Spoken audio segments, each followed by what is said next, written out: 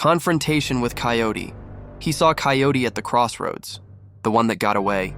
The ancient stones beneath his feet hummed with the weight of every boundary ever crossed, every decision that had split the world into before and after. Dust swirled in patterns that spoke of migrations and massacres. "Another game of metamorphosis, dragon?" Coyote laughed, his voice carrying the echo of campfires and creation songs. He slipped into a form that looked like a young Hermes. "You'll be my meal today," growled Hermes as he took on the dragon form in full.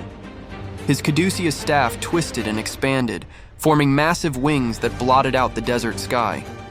Scales erupted across his flesh like armor forged from accumulated ambitions. He lunged forward, jaws unhinged, and bit down hard on Coyote's form. Pain exploded through his tail. A chunk of his own flesh tore away where his desperate strike had found its mark. Mercury blood, silver and toxic, spilled onto the crossroads stones.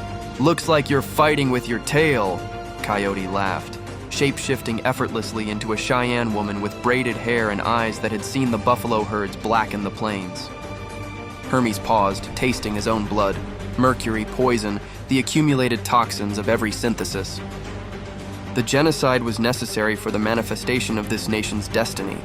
The dragon screamed, tearing furrows in the ancient crossroads with his claws.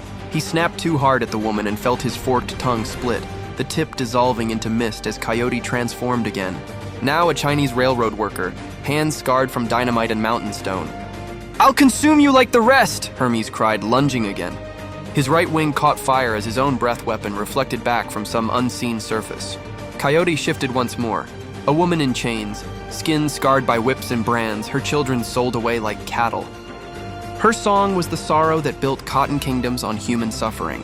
When Hermes struck at her, his left foreleg shattered against something harder than stone. "You have manifested, now what?" Coyote laughed again, cycling through forms like pages in a book of the damned. Irish famine refugees, Japanese internment families, Mexican laborers in killing fields, indigenous women who vanished into the growing dark of progress. In full rage, Hermes bit down on each vision, and with each attempt, more of himself was torn away. Wing bones cracked, scales fell like autumn leaves. "I'll consume you!" he cried, but the words came out as a whimper.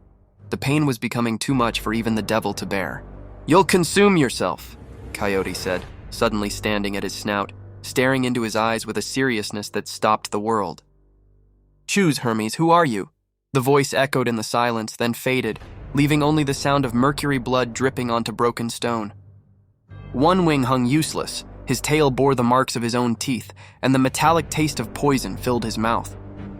Each drop of mercury blood that fell from his wounds pooled on the crossroads beneath him, creating a mirror more perfect than any mortal glass.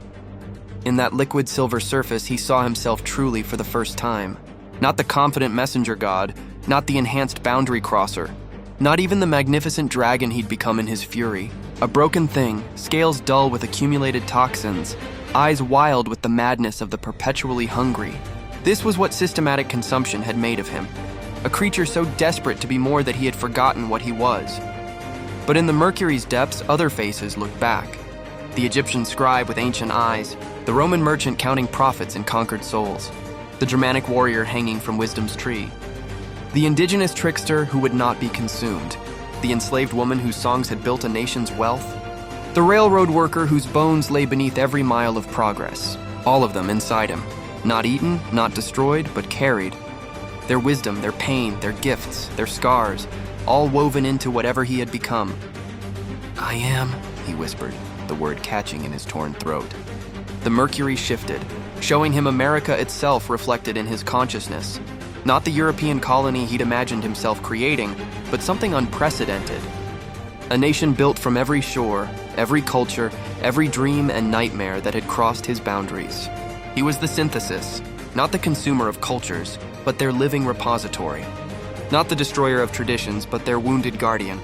Every culture that had died in his crossing had lived on within him, waiting for conscious recognition rather than unconscious consumption. The choice hung in the air like morning mist at a crossroads. Consume or integrate, extract or honor. Remain the broken dragon, or become the conscious translator he'd been born to be. The mercury blood stilled, waiting for his answer.